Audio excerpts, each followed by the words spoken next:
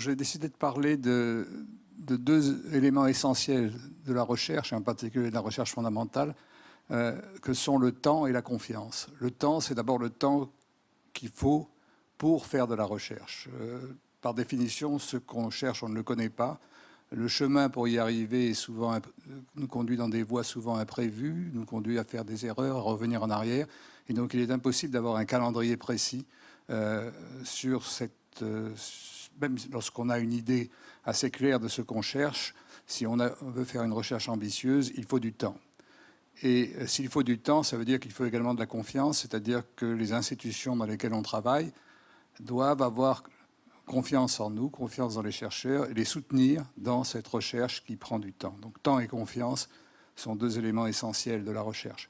En fait, lorsque j'ai réfléchi à cet exposé, j'avais pensé également à le prendre sous un autre éclairage, qui est de la relation entre l'utilité et l'inutilité de la recherche. Et ça aurait peut-être eu un lien peut-être plus étroit avec l'exposé qui a précédé. C'était donc, pour ceux qui n'étaient pas là, c'était une discussion entre une romancière et un chercheur du CNRS en littérature sur la littérature. Et une des questions était, est-ce que la littérature est utile? Et je pense qu'on peut poser un peu les mêmes questions concernant la littérature et la recherche. Elle a un aspect utile, mais ce n'est pas parce qu'elle est utile qu'on la fait. Et je pense que dans le cas de la littérature et de la recherche, c'est la même chose. Donc je vais vous parler du temps et de la confiance dans le cadre de la recherche fondamentale, et je vais illustrer et prendre comme exemple mon expérience personnelle, ma carrière de chercheur qui a commencé il y a longtemps, dans les années 1960. Un autre élément d'ailleurs dont je vais être amené à vous parler, c'est l'élément de la chance. Un chercheur, c'est quelqu'un qui, à un certain moment dans sa carrière, a eu de la chance parce qu'il a observé quelque chose d'inattendu ou parce qu'il a été mis dans des circonstances qui lui ont permis de faire des choses auxquelles il ne pensait pas auparavant. Et l'une des caractéristiques, des qualités d'un chercheur, c'est de savoir reconnaître sa chance et en profiter au bon moment. Moi, j'ai eu au départ de ma carrière deux chances que je qualifierais d'extraordinaires. D'abord, le fait que j'ai commencé ma carrière de recherche dans les années 60, au moment où une source de lumière extraordinaire venait d'apparaître, le laser.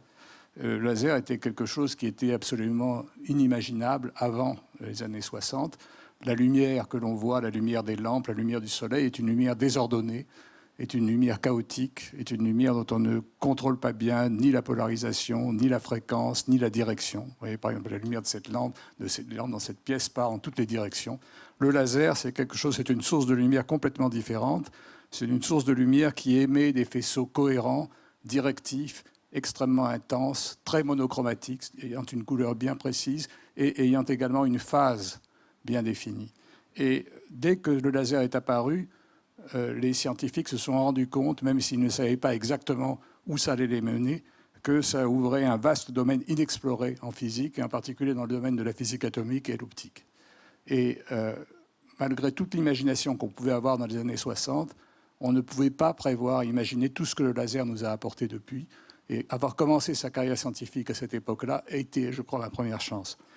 La deuxième chance, c'est que j'ai commencé ma recherche à l'École normale supérieure au laboratoire de Kastler et de Brossel, qui est un laboratoire qui, justement, donnait aux jeunes chercheurs auxquels ils faisaient confiance la liberté de travailler dans le domaine qu'ils voulaient choisir. J'aime beaucoup présenter, quand je fais une conférence de ce genre, cette photo qui a été prise en octobre 1966, le jour où a été annoncé le prix Nobel d'Alfred Kastler, qui était à l'époque le directeur avec Jean Brossel de ce laboratoire. Donc vous voyez sur cette photo Kastler et Brossel, qui avaient créé le laboratoire une quinzaine d'années auparavant et qui avaient inventé le pompage optique. Le pompage optique, c'est une méthode qui permet de manipuler des atomes avec de la lumière. Orienter chaque atome, les atomes portent des petits moments magnétiques, des petits aimants. Dans un gaz, ces aimants sont orientés de façon aléatoire dans toutes les directions de l'espace, mais en les faisant interagir avec de la lumière convenablement polarisée, on peut orienter les aimants, les moments magnétiques des atomes, et créer des situations hors d'équilibre, des situations extraordinaires qui nous permettent ensuite d'étudier les atomes et leur comportement, et ça peut être extrêmement intéressant. Donc en octobre 1966, Kastler a été récompensé par le prix Nobel pour la découverte du pompage optique. Et vous voyez à la droite de Kastler Claude Cohen-Tanucci, qui était mon directeur de thèse, qui avait été étudiant de Castelar et de Brossel et qui était mon directeur de thèse à l'époque. Et Claude Cohen-Tanucci, en étendant les méthodes du pompage optique grâce au laser, Castelar et Brossel avaient travaillé avant l'arrivée des lasers, Claude Cohen-Tanucci a développé des méthodes de refroidissement laser des atomes qui permettent d'amener les atomes quasiment au repos et de créer de nouveaux états de la matière qui ont également eu une répercussion très importante en recherche fondamentale. Et Claude Cohen-Tanucci a reçu le prix Nobel pour ses recherches 22 ans après Castelar, en 1997. Et moi, je suis là sur cette photo, extrêmement heureux d'être arrivé par coup de chance dans un laboratoire qui avait reçu donc cette reconnaissance internationale en 1966. Alors je me rappelle que le prix Nobel est toujours annoncé au début du mois d'octobre. C'était au mois d'octobre 66 et l'hiver était très précoce à l'époque. Il n'y avait pas encore de réchauffement climatique. Vous voyez, à l'arrière-plan, vous voyez, la nuit était tombée. Il avait neigé ce jour-là en octobre. On voit des traces blanches derrière les vitres. Oui, oui. Non, Brossel ne l'a pas eu pour des raisons qui sont d'ailleurs assez inexplicables. Et parce que Brossel avait travaillé avec Castelar et le méritait aussi largement. Mais enfin, il y a eu trois prix Nobel dans ce laboratoire. Oui. Merci. Bon, donc ça, c'était en 1966. Et depuis plus d'un demi-siècle a passé.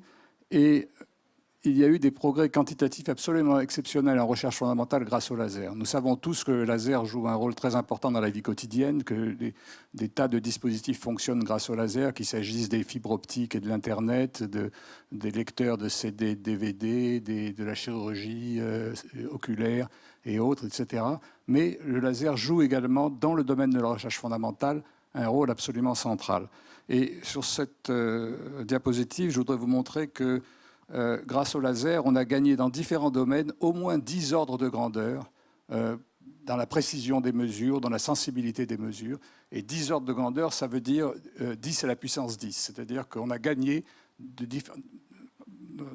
qu'on mesure cela de différentes façons, un facteur absolument gigantesque dans différents domaines. Et je compare, par exemple, ici, ce qu'on savait faire dans les années 50-60 avant le laser et ce qu'on sait faire aujourd'hui. La première dimension dans laquelle je voudrais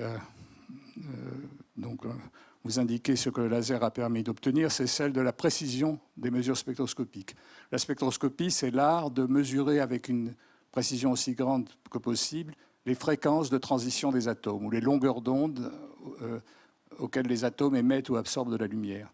Et ça peut paraître être un art ou une science un peu abstraite, mais c'est extrêmement important parce que c'est en mesurant ces fréquences avec une précision de plus en plus grande qu'on mesure le temps avec précision. Vous avez tous sans doute entendu parler de la notion d'horloge atomique. Une horloge atomique, c'est une horloge qui compte la fréquence de micro-ondes ou de fréquences optiques émises ou absorbées par les atomes, et ça nous donne au temps une précision, la mesure du temps, une précision remarquable. Vous voyez que dans les années 50-60, on mesurait des fréquences et on mesurait le temps avec une précision de 10-8, c'est-à-dire une précision de 1 sur 100 000. 10 puissance 8, c'est 100 millions. 1 sur 100 millions. 8 chiffres significatifs pour la mesure du temps ou pour la mesure des fréquences. Et ça, il y a à peu près 100 millions, enfin de l'ordre de grandeur, 100 millions de secondes dans une année. Ça veut dire que les horloges à l'époque avaient une précision de l'ordre de la seconde par an. Maintenant, grâce au laser en particulier, on a atteint une précision de 10-18, 10 ordres de grandeur de plus, c'est-à-dire qu'il y a certaines fréquences atomiques que l'on connaît avec 18, voire 19 chiffres significatifs.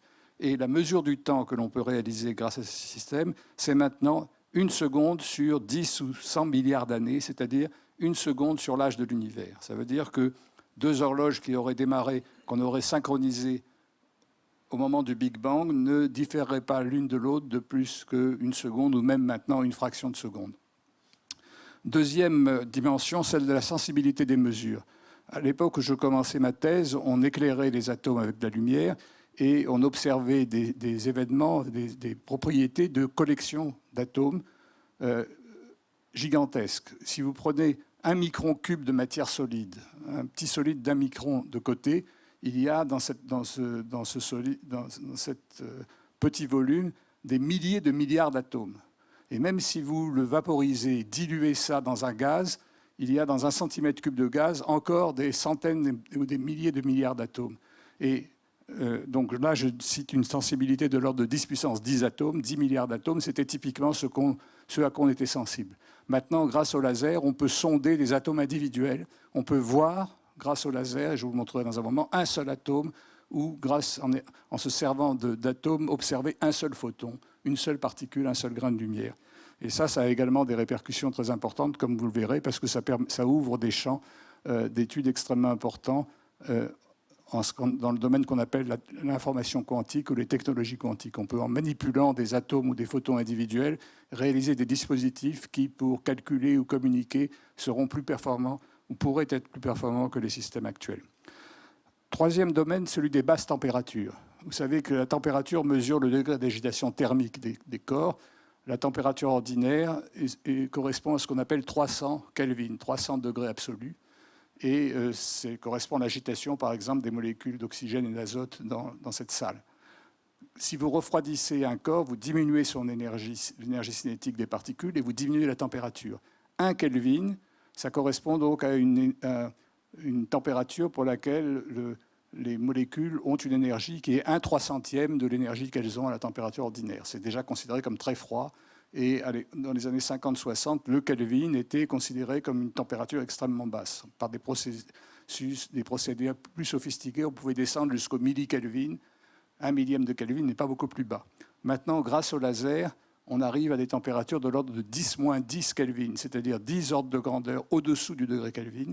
À ces températures extrêmement basses, les atomes sont quasiment immobiles, se déplacent à des vitesses de l'ordre du millimètre par seconde ou moins, et des effets quantiques extrêmement importants apparaissent. Et ça aussi, ça va avoir des applications importantes. Le quatrième domaine est celui de la résolution temporelle. Si vous prenez une lumière classique et vous utilisez un obturateur ou bien un flash à étincelles, ce qu'on faisait dans les années 60, on arrivait à avoir des flashs de la durée de l'ordre d'une microseconde, 1 millième de seconde, qui est déjà très court. En 1 millième de seconde, la lumière parcourt 300 mètres. Maintenant, grâce au laser, on peut faire des impulsions lumineuses qui durent 1 attoseconde, qui est 10-18 secondes. Et pendant ce temps extrêmement court, la lumière parcourt quelques angstroms. C'est-à-dire qu'on fabrique des espèces de balles de lumière, des petits boulets de lumière qui sont extrêmement resserrés dans le temps et dans l'espace. Et ça, ce sont des sondes extrêmement précises qui, en chimie ou en biologie, permettent de faire de la stroboscopie, d'étudier la matière au niveau microscopique. Donc, je vais donner simplement quelques exemples des différentes directions dans lesquelles le laser nous a conduits en physique fondamentale. Et moi, je vais insister surtout sur l'aspect sensibilité des mesures, parce que c'est le domaine de recherche dans lequel j'ai travaillé pendant toutes ces années. Qu'est-ce qu'on peut faire maintenant? On peut compter et manipuler des atomes et des photons uniques. Vous voyez ici, cette image vous représente une chaîne d'une trentaine d'atomes. Ce sont des atomes de calcium. Et ils apparaissent comme des petites étoiles brillantes parce qu'ils sont éclairés par des lasers. Et chaque atome diffuse un très grand nombre de photons vers la lentille d'un microscope et on les voit à travers ce microscope. Chaque atome possède 2 niveaux d'énergie qui sont importants pour ce type d'expérience. Dans un des 2 niveaux, il diffuse de la lumière, mais s'il passe dans l'autre niveau, la lumière s'éteint parce que l'autre niveau n'interagit pas avec la lumière. Et donc on peut de cette façon-là non seulement manipuler les atomes, mais également les mettre dans des superpositions d'états quantiques qui diffusent ou non la lumière. Et grâce à ce système, on peut fabriquer des espèces de boulies atomiques à partir desquelles on peut essayer de développer des dispositifs qui vont faire des calculs de plus en plus sophistiqués. Alors, ces atomes sont retenus, sont piégés par des électrodes qui créent des configurations de champs électriques qui les maintiennent immobiles dans le piège. Et comme ils sont chargés électriquement, ils se repoussent mutuellement et ils prennent une position d'équilibre qui est cette chaîne d'atomes à une dimension. On peut faire également des ensembles d'atomes à 2 et à 3 dimensions de cette façon-là. Un autre type d'expérience consiste à étudier non pas les atomes mais des photons. On peut piéger entre 2 miroirs de la lumière ou des ondes, des micro-ondes qui sont des formes invisibles de lumière et regarder comment ces photons quittent la cavité, comment ils s'échappent. Et vous voyez ici donc cette marche d'escalier qui montre comment les photons disparaissent un à un de la cavité dans laquelle ils ont été piégés. Et on peut étudier le comportement de ces photons. Et c'est ce deuxième type d'expérience que je montre au bas de cette diapositive et qui correspond aux recherches que j'ai menées avec mon groupe pendant des dizaines d'années au laboratoire Kastler-Brossel. Le point de départ, qu'est-ce qu'on a utilisé, nous, pour étudier les photons? On a employé des atomes qui interagissent avec ces photons et qui nous donnent de l'information sur la façon dont les photons se comportent. Et ces atomes sont des atomes spéciaux, des atomes particuliers qu'on appelle les atomes de Rydberg. Un atome de Rydberg, c'est un atome de la classification périodique, dans le cas qui nous intéresse, ça peut être du sodium ou du rubidium, dans laquelle on a porté un électron dans une orbite extrêmement éloignée du cœur de l'atome. Vous voyez ici, c'est une représentation un peu schématique de ce qu'on appelle le niveau 30S de l'atome de sodium ou de l'atome d'hydrogène, c'est à peu près la même chose.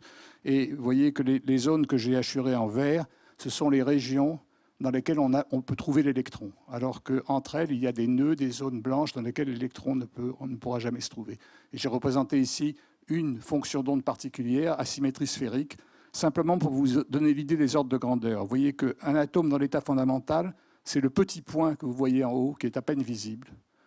Et ce qu'on fait lorsqu'on utilise un laser qui a la bonne fréquence et la bonne intensité, c'est qu'on peut exciter un électron dans ces orbites extrêmement éloignées du cœur atomique. C'est un petit peu, si vous voulez prendre une analogie, ce qu'on ferait si on utilise une sonde pour explorer les confins du système solaire. L'atome peut être considéré comme un petit système solaire et l'électron, lorsqu'il est porté dans un niveau de Rydberg, va explorer les confins de ce système à des très très grandes distances du noyau atomique. Si vous voulez avoir une idée de l'échelle, si l'atome a la taille d'une petite cerise ou d'un petit pois, dans son état fondamental, l'électron de Rydberg l'amène dans des dimensions qui sont plus grandes que cette salle. Donc vous voyez comment l'électron est complètement délocalisé dans un volume immense. Et évidemment, lorsqu'on arrive à faire cela, l'énergie de liaison au noyau devient très très petite et ces systèmes très peu liés sont extrêmement sensibles aux perturbations. Lorsque j'ai commencé cela dans les années 70, je voulais utiliser les lasers dans un domaine nouveau, mais je n'avais absolument aucune idée de ce que ces atomes de Rydberg allaient nous apporter. Tout ce que je savais, c'était que c'était de la physique nouvelle, que les propriétés de ces atomes devaient être intéressantes et qu'ils allaient servir à quelque chose. Et j'ai simplement demandé un peu d'argent pour construire mon groupe et mon laboratoire, et je me suis lancé dans cette aventure sans savoir où elle allait me mener véritablement. Alors là, je vous ai présenté un type d'atome de Rydberg, un autre type qui est encore beaucoup plus simple, c'est ce qu'on appelle l'atome de Rydberg circulaire. On peut porter cet électron, non pas dans une orbite qui est délocalisée n'importe où dans l'espace, mais sur une orbite circulaire qui tourne autour du cœur atomique à une très grande distance du cœur. Ces atomes de Rydberg circulaires, ce sont des réalisations au laboratoire du premier modèle planétaire de l'atome que Niels Bohr avait développé en 1913 et qui a été le départ de la théorie quantique de la matière. Donc ce sont des systèmes très simples dans lesquels, j'ai représenté ça comme une espèce de roue de camion ou de roue de pneus de camion ou de pneus de vélo. L'électron est complètement délocalisé dans cette orbitale parce que les relations d'incertitude de la physique quantique ne permettent pas de préciser où se trouve cet électron. Il est quelque part, si on le mesure, quelque part dans ce pneu.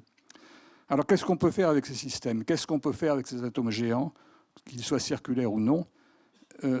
On peut utiliser leur extrême sensibilité au rayonnement pour observer l'interaction d'atomes uniques avec des photons individuels. Et c'est ce que je vous ai montré tout à l'heure, et je reviendrai dans un moment là-dessus. On peut également détecter des photons uniques sans les détruire. Et ça, c'est quelque chose de tout à fait nouveau, parce que la détection de la lumière, en général, détruit la lumière. Quand vous observez quelque chose et qu'un photon tombe sur votre rétine, le photon laisse une information sur votre rétine, mais il est tué, il disparaît. Lorsqu'un photodétecteur, un photomultiplicateur détecte un photon par effet photoélectrique, le photon disparaît.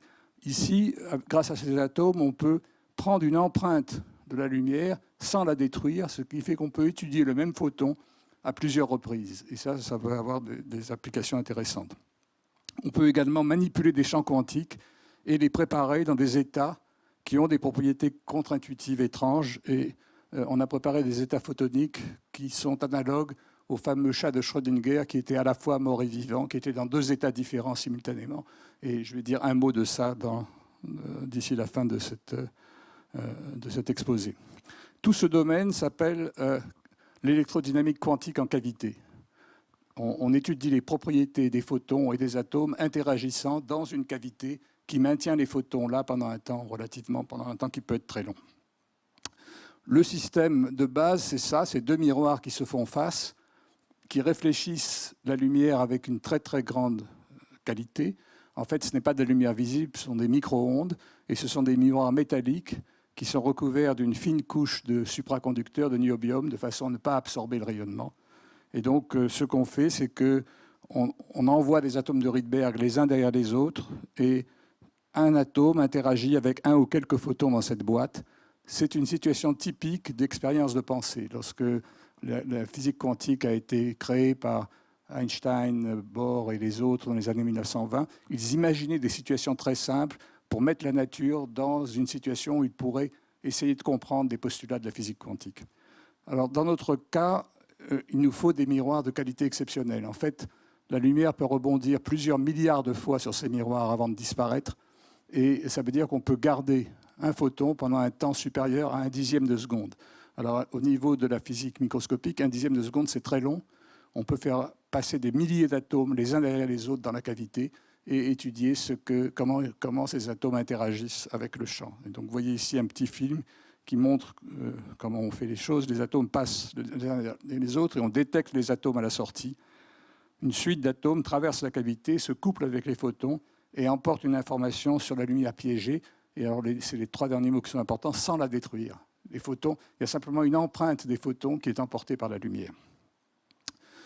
J'ai représenté ici un dessin que Einstein et Bohr avaient fait dans les années 1930, où ils avaient imaginé une boîte à photons, où ils cherchaient également à compter des photons dans la boîte sans les détruire. Et eux, ce qu'ils avaient imaginé, c'est qu'il fallait peser la boîte dans le champ de pesanteur terrestre en exploitant l'identité entre l'énergie et la masse et l'énergie, suivant la relation E égale mc2. Donc c'est une fameuse expérience de pensée des années 30. Notre expérience est un peu différente, même très différente, mais elle possède le même genre d'ingrédients. On garde des photons le plus longtemps possible. Vous voyez que dans la boîte d'Einstein, il y avait une horloge qui était destinée à déterminer l'instant où on laissait sortir les photons, avec un obturateur qui était commandé par cette horloge. Dans notre cas, ce sont les atomes eux-mêmes qui servent d'horloge, parce que je vous montrerai que en fait, ces atomes de Rydberg sont utilisés dans un dispositif qui est une véritable horloge atomique. Et en étudiant les signaux de cette horloge, on peut déterminer les instants où les photons disparaissent ou apparaissent dans la boîte. Alors, le principe de l'expérience est montré ici. C'est un schéma d'horloge atomique que je vous représente là. Une horloge atomique, c'est un jet d'atomes. Alors, pour les horloges telles qu'elles fonctionnent, les horloges qui sont utilisées dans le système GPS, par exemple, ce sont des horloges à césium. Vous avez à gauche de l'image la boîte B dans laquelle les atomes sont chauffés de façon à émerger de la boîte sous la forme d'un jet atomique. Ce jet se propage horizontalement et à droite, ils sont détectés dans le détecteur D, dans un niveau ou dans l'autre. Et il y a deux ingrédients essentiels pour cette horloge atomique. Ce sont les zones R1 et R2, où on applique des impulsions micro-ondes. Donc les atomes sont soumis à deux impulsions successives. Ces impulsions font transiter l'atome d'un niveau à l'autre. Et le fait qu'il y ait deux impulsions successives conduit à ce qu'on appelle un phénomène d'interférence quantique. La probabilité que l'atome passe d'un niveau à l'autre est la somme de deux amplitudes qui interfèrent entre elles. Et lorsqu'on parle d'interférence en physique, eh bien, on fait apparaître des franges. Et vous voyez, le signal que je montre en haut à droite, c'est la probabilité de détecter l'atome dans un niveau ou l'autre en fonction de la fréquence de la micro-onde appliquée dans les zones de Ramsey. Il y a des franges et une frange centrale. Et dans une horloge atomique, on asservit la micro-onde au sommet de la frange centrale. Et là, cette frange centrale est très stable et de cette façon-là, on peut compter la micro-onde. On produit une micro-onde qui mesure le temps, dont le tic-tac, si vous voulez, est extrêmement précis. Et ce sont ces horloges qui sont importantes pour le système GPS. Eh bien, dans notre cas, nous avons simplement ajouté un ingrédient qui est la cavité entre les zones R1 et R2. Cette cavité contient des photons. Et ce que font ces photons, c'est qu'ils décalent les franges. Parce que le champ électromagnétique des photons déplace très légèrement les niveaux d'énergie atomique sans être absorbé. Et ce décalage des franges permet de translater les franges de telle façon que s'il y a un photon, une frange brillante devient une frange sombre, et inversement. Et si on fixe la fréquence des franges de façon à être sur le maximum d'une frange lorsqu'il y a un photon, on sera sur le minimum de la frange s'il y a 0 photon. Et ça veut dire qu'un seul atome nous dira en sortant s'il y a 0 ou 1 photon dans la cavité. Donc c'est typiquement le signal que je vous montre ici. Vous avez des franges qu'on observe pour 0 et 1 photon. Et en envoyant des atomes successifs dans la cavité, vous voyez le type de signal que l'on obtient. Les barres bleues indiquent que les atomes sortent en nous disant qu'il y a 0 photon. Et de temps en temps, on voit les barres rouges apparaître. Les barres rouges indiquent qu'il y a 1 photon. Et vous voyez que des centaines de barres rouges se succèdent, ce qui veut dire que les photons ne sont pas détruits par les atomes. Les atomes simplement nous donnent le nombre de photons. Ce signal télégraphique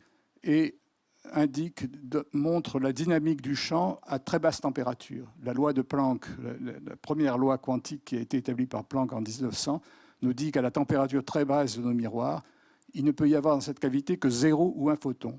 Et il y a 1 photon dans 5% des cas. Et vous voyez qu'en fait, là, j'ai choisi une partie de la trace qui montre des événements, mais dans 95% des cas, la cavité est vide. De temps en temps, un photon apparaît, et puis il finit par disparaître. Et le changement de 0 à 1 photon ou de 1 à 0 photon, c'est ce qu'on appelle un saut quantique. C'est un événement complètement aléatoire dont on peut simplement prévoir la probabilité, mais que l'on peut observer dans une expérience de ce genre.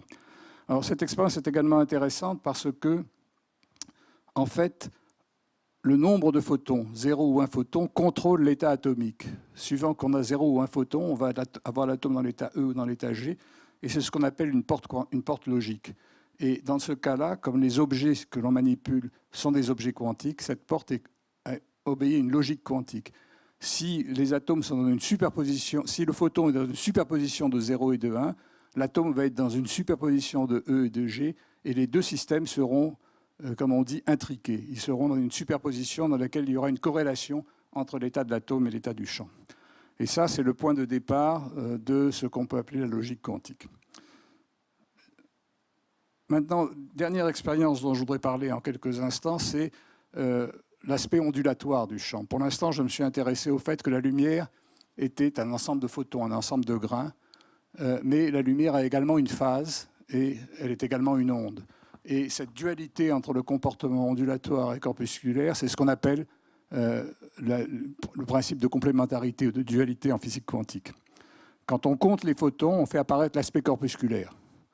Mais dans d'autres expériences d'électrodynamique en cavité, on peut utiliser les atomes pour contrôler non pas le nombre de photons, mais la phase du champ, ce qui fait apparaître l'aspect ondulatoire du champ, puisqu'on insiste sur l'aspect phase. Et on réalise alors l'expérience de pensée du chat de Schrödinger, parce que je vais vous montrer qu'on peut facilement préparer un champ dans un état qui a à la fois une phase et une autre phase, où on pourrait penser à un champ qui a à la fois une intensité donnée et une autre intensité. Alors comment est-ce qu'on fait cela ? Je reprends le schéma de notre cavité. Vous voyez que dans la cavité, il y a une onde stationnaire avec des nœuds et des ventres, et on fait passer les atomes dans un ventre. Et tout à l'heure, je vous ai dit que le champ changeait la fréquence atomique, mais réciproquement, l'atome change la fréquence du champ.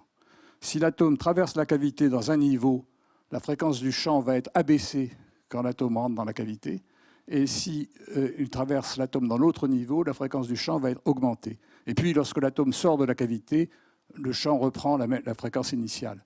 Mais ce qui va se passer de façon dynamique, c'est que la phase accumulée pendant la traversée de l'atome va être différente suivant que l'atome était dans un niveau ou l'autre, parce que la fréquence à laquelle elle évolue va être différente.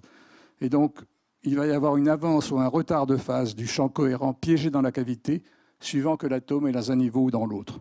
Alors, je vous représente ici un champ qui a une phase donnée. Vous voyez qu'il y a un petit flou sur l'amplitude et la phase, parce que c'est un champ quantique et on ne peut pas définir avec une extrême précision l'amplitude et la phase du champ à la fois. C'est ce qu'on appelle les relations d'incertitude d'Heisenberg. Mais vous voyez que si l'atome traverse la cavité dans l'autre niveau, vous avez la même amplitude, la même fréquence, mais la phase est différente. Les instants où le champ atteint ses maxima et ses minima sont décalés dans le temps.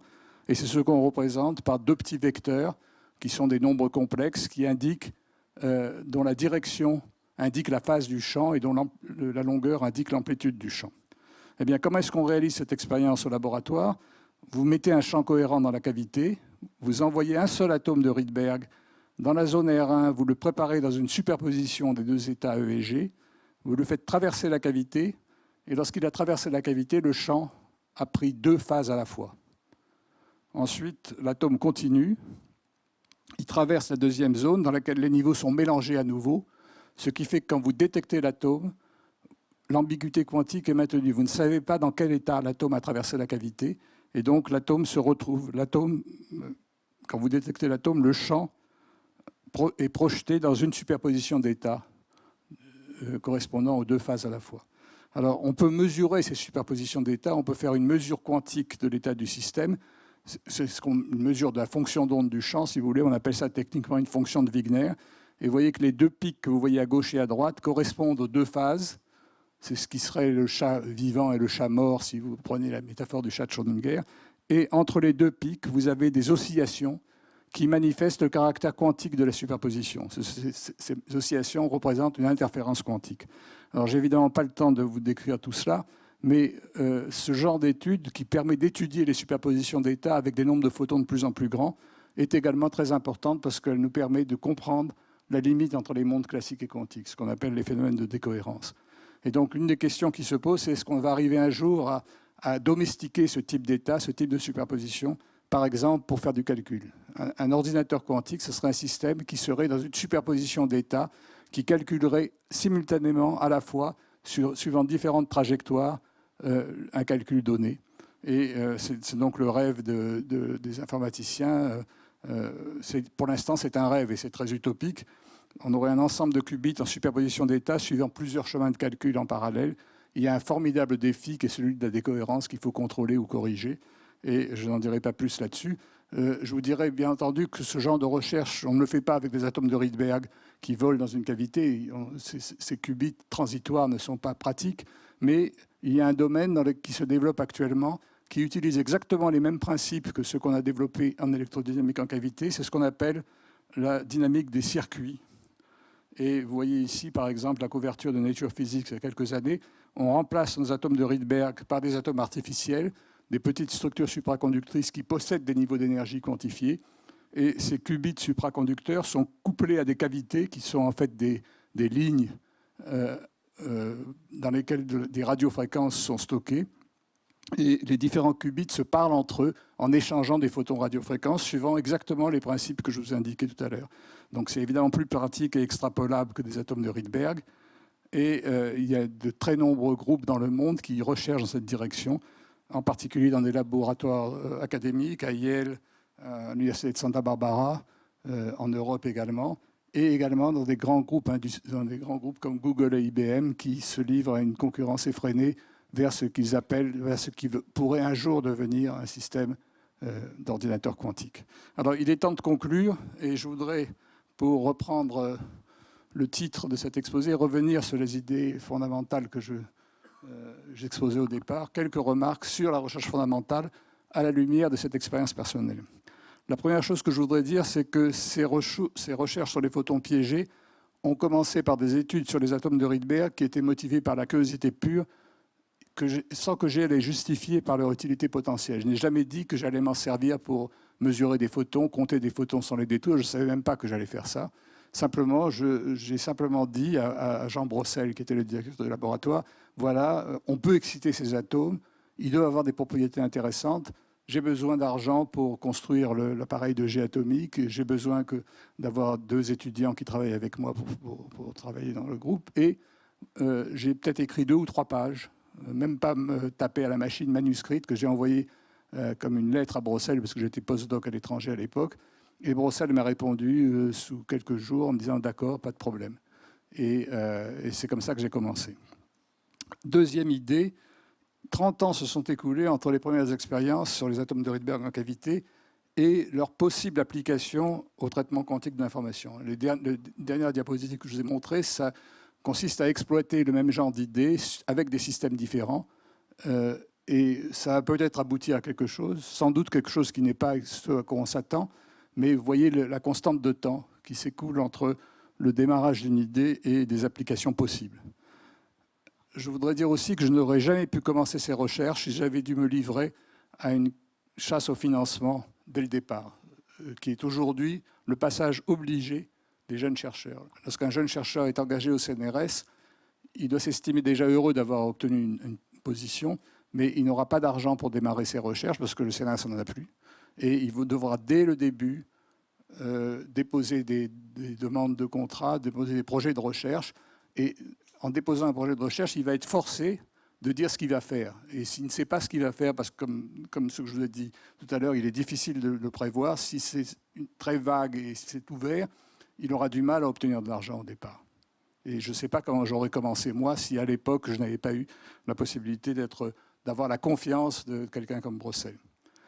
Cette situation reflète le manque de financement récurrent des organismes de recherche, en particulier du CNRS, qui, à l'époque, avait des moyens pour soutenir de façon récurrente les laboratoires. Ce que faisait le CNRS dans les années 60-70, c'était qu'il donnait à Brossel, qui était directeur d'un laboratoire associé au CNRS, il lui donnait une somme d'argent suffisante pour qu'il puisse démarrer 2 ou 3 expériences dans son groupe tous les ans. Et Brossel distribuait cet argent en fonction de l'impression qu'il avait, de la qualité des chercheurs, de la confiance qu'il leur faisait. Maintenant, les directeurs de laboratoire n'ont plus d'argent. Tout ce qu'ils peuvent dire aux jeunes chercheurs, c'est débrouillez-vous, demandez de l'argent à l'ANR ou au niveau européen. Et tout ceci provient du triomphe de la loi du marché, qui a triomphé à partir des années 80. Et cette loi du marché est contradictoire, exactement contradictoire avec les notions de temps et de confiance.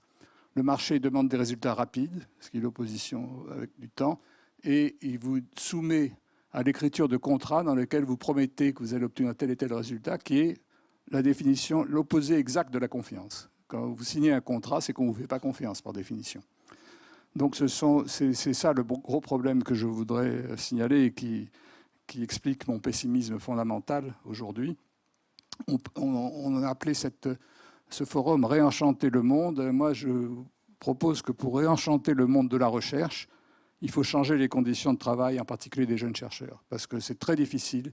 Il faut vraiment que un jeune chercheur ait une passion extraordinaire pour ce qu'il fait, pour qu'il puisse travailler dans ces conditions.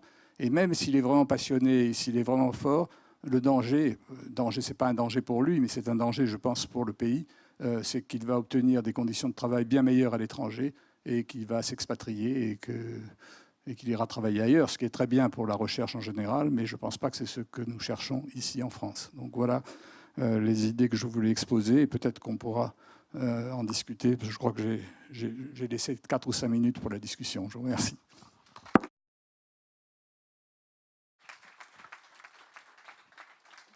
Merci beaucoup.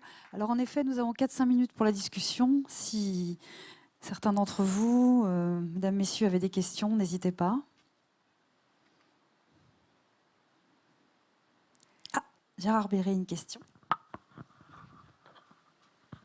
Bon, moi, comme j'ai vécu la même chose dans une autre discipline, qu'on avait des grécos du CNRS qui nous faisaient confiance et où l'argent était distribué de façon scientifique, je peux être que d'accord. Une question, il n'y a pas que de la physique chez vous, il y a aussi des interactions avec les autres sciences, comme par exemple l'automatique, la théorie du contrôle. Est-ce que tu peux en parler un tout petit peu? Effectivement, dans certaines des expériences qu'on a faites, on essaye de maintenir un état quantique dans la cavité, c'est-à-dire faire du feedback, de la rétroaction. Et ça demande des procédures assez sophistiquées sur le plan des algorithmes qu'on utilise.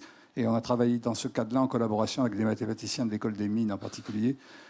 Donc il y a de l'interdisciplinarité effectivement dans ce type de recherche. Et il y en a partout en physique des lasers. La physique des lasers est à l'intersection. Les lasers sont des instruments qui servent à la biologie, à la chimie, à la physique, à la géologie. Par exemple, en utilisant des systèmes GPS très sophistiqués, on peut déterminer la forme de la Terre avec une précision extraordinaire. Et cette forme dépend de la dilatation des océans, c'est-à-dire le problème du réchauffement climatique est un problème qui est également étudiable avec des lasers et avec des horloges atomiques fonctionnant grâce au laser. Donc c'est sans fin. Tout ce qu'on peut faire avec le laser, je vous ai simplement donné un tout petit échantillon de ce qu'on peut faire avec cet instrument, et c'est certainement pas fini. Alors, moi, si vous permettez, j'ai une question, parce que vous avez dit, à la fin, vous avez énoncé les conditions qui ont été remplies, selon vous, pour mener les recherches que vous avez réussi à mener, le temps, la confiance, etc. Il y en a une que vous n'avez pas citée et que je trouve, que j'ai envie de vous poser, c'est le laboratoire. Oui. Le laboratoire, vous nous avez montré en Oui. photo, Oui. avec 3 prix Nobel d'entrée Oui. de jeu, laboratoire Oui. Caster-Bruxelles. On aura dans quelques minutes un autre exemple avec Thomas Ebbesen, Oui.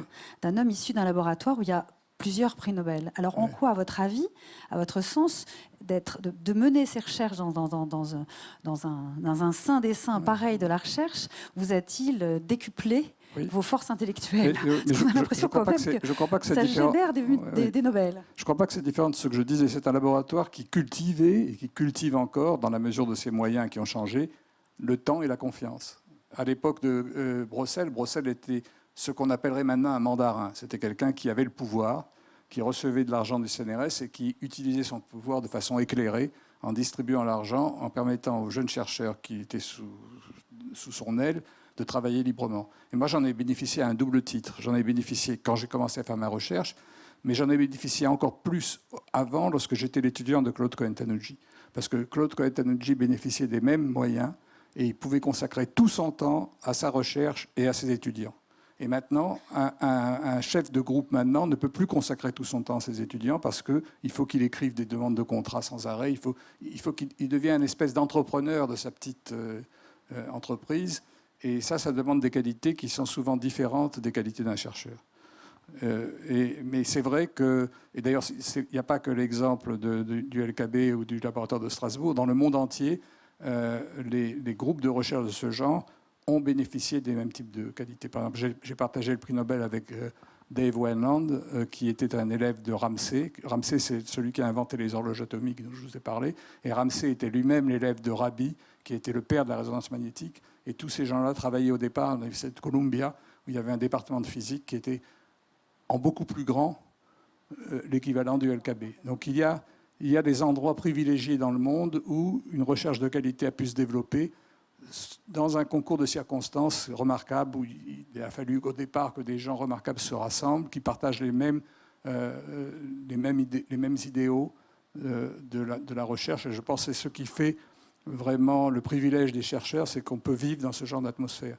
Et ce pour lequel j'essaye de lutter, d'attirer l'attention en particulier des gouvernants, c'est que ce genre d'atmosphère, ce genre de laboratoire, c'est fragile. Si on le détruit ou si une génération ne peut pas entraîner la génération suivante, après, c'est fini. Donc pour vous donner tort, en fait, Monsieur Haroche, il faut faire la photographie d'aujourd'hui avec les jeunes chercheurs et les plus anciens, Oui. et qu'on puisse montrer, qu'à leur tour, ils puissent montrer, comme Oui. vous l'avez fait au début de votre Oui. démonstration, qu'il y a encore des gens qui peuvent avoir des Nobel, peut-être dans 10, 20, 30 ans, certain. on l'espère en tout cas. Mais ce que je veux dire aussi, c'est qu'on ne fait pas de la recherche pour le Nobel, parce que c'est très aléatoire, et le Nobel a été créé à une époque où il y avait peu de chercheurs, et le nombre de prix Nobel n'a pas été augmenté. Le nombre de chercheurs a été multiplié par 100 ou par 1000, et il y a toujours le même nombre de prix Nobel. Donc, c'est pas pour ça qu'on le fait. Oui, c'est vrai. Il y a beaucoup plus de talents que de prix Nobel. Madame ?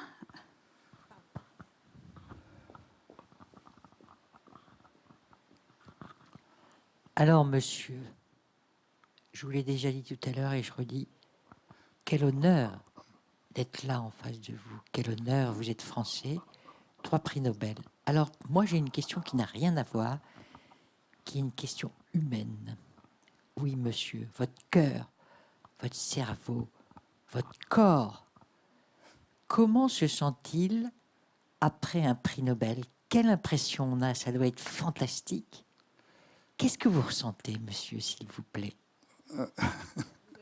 Qu'est-ce que j'ai? Parce que ça fait 7 ans déjà, donc j'ai eu le temps de me calmer depuis. Non, effectivement, bon, d'abord c'est la reconnaissance d'un travail qu'on a fait parce qu'on était passionné par ce qu'on faisait, et en même temps il y a des sentiments contradictoires. D'abord, je travaillais dans une équipe avec des chercheurs confirmés qui travaillaient avec moi depuis très longtemps et sans lesquels je n'aurais pas obtenu ce prix. Tout à l'heure sur la photo, on a vu Bruxelles à côté de Kastler. Et Bruxelles n'a pas eu le prix Nobel. Kastler a toujours regretté qu'il n'ait pas partagé.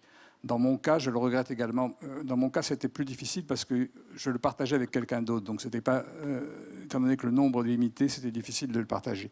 Mais il y a ce premier sentiment, et ce sentiment qui me donne également l'impression, dès le départ, qu'en fait, je suis simplement le représentant d'un type de recherche, d'une communauté de chercheurs, pas seulement ceux de mon groupe, mais il y a des chercheurs dans le monde entier qui font le même type de recherche, qui manipulent des systèmes simples. Et j'essaye, dans les exposés que je fais, comme celui que j'ai fait là, ou que je fais même plus spécialisé, de rendre justice, d'expliquer, de faire un peu de publicité à ce type de travail.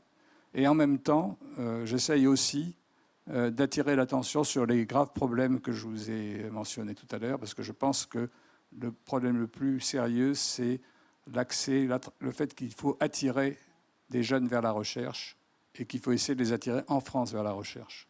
Et ça, c'est difficile. Vous voyez, on parle... La situation est difficile. Il y a une demande d'amélioration de la situation dans les hôpitaux, dans la police, dans les pompiers, etc. Et les chercheurs sont les derniers de la liste. On en parle, si vous écoutez les débats à la télévision, à la radio, on ne parle pas de ce problème-là. Ou très peu. Beaucoup trop peu, je suis d'accord avec vous. Trop peu.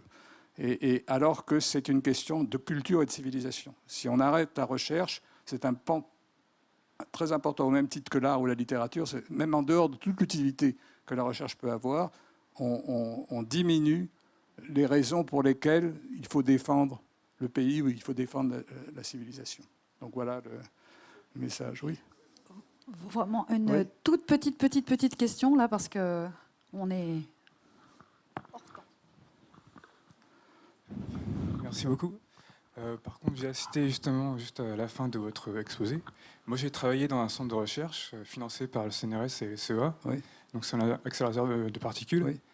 Oui. Du coup, j'ai commencé jeune dans cette entreprise, j'ai dû démissionner. C'est vrai que c'est dommage parce que en fait, les thésards ou les chercheurs font des expériences. Derrière, ils écrivent des thèses. Oui. Et ils ont, même sur leur CV, ils ont 200 lignes d'articles. Mais ce qui est dommage, c'est que derrière, il n'y a personne pour prendre le travail et pour mettre en application les recherches. Et ça, c'est dommage. Oui, et c'est une des solutions pour trouver un cercle virtueux. Si on veut trouver du financement directement, il faut, derrière les recherches, il faut qu'il y ait une équipe derrière qui reprenne le relais. Plutôt que de proposer à des groupes comme Total qui vont eux-mêmes imposer leur ligne de recherche. Mais le domaine dont vous parlez est très différent du mien. Parce que vous parlez de la recherche dans les grands instruments. Oui, mais c'est à une échelle différente. Merci. Merci beaucoup. Merci à tous. Merci de votre attention. Merci à Monsieur Haroche.